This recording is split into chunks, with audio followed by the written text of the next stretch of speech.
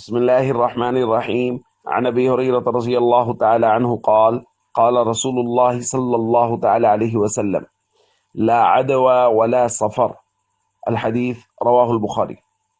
نبی کریم صلی اللہ علیہ وسلم نے ارشاد فرمایا، کوئی بیماری اللہ کے حکم کے بغیر ایک شخص سے دوسرے کو نہیں لگتی، اور فرمایا سفر کے مہینے کی نحوست کوئی چیز نہیں ہے۔ دوستو، ہمارے یہاں بہت سارے توہمات پائے جاتے ہیں۔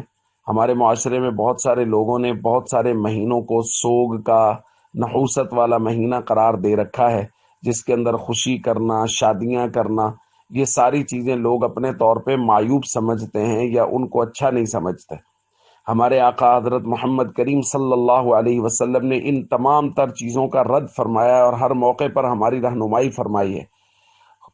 سفر کا مہینہ بھی انہی مہینوں میں سے ہے جن کے بارے میں لوگ بہت سارے توہمات کا شکار ہیں کہ اس کے اندر بلائیں اترتی ہیں، نحوستیں ہوتی ہیں، لہذا اس مہینے میں کی گئی شادیاں وہ صحیح نہیں ہوتی۔ عام طور پہ سفر کے مہینے میں شادی نہیں کی جاتی۔ تو یہ سارے کے سارے دوستو توہمات ہیں، اس لیے ان سے ہمیشہ بچنا چاہیے۔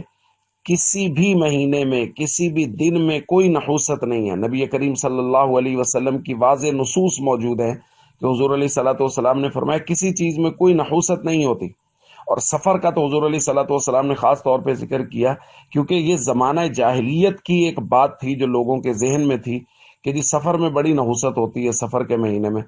تو اللہ کے نبی صلی اللہ علیہ وسلم نے اس کو بہت واضح فرما دیے۔ اس لیے یہ جاہلیت کی باتیں ہیں کہ جی سفر میں نحوست ہوتی ہے لہذا شادی نہیں کرنی چاہیے، خوشیاں نہیں کرنی چاہیے، یہ سب غلط باتیں ہیں، توہمات ہیں، ان سے ہمیشہ بچنا چاہیے۔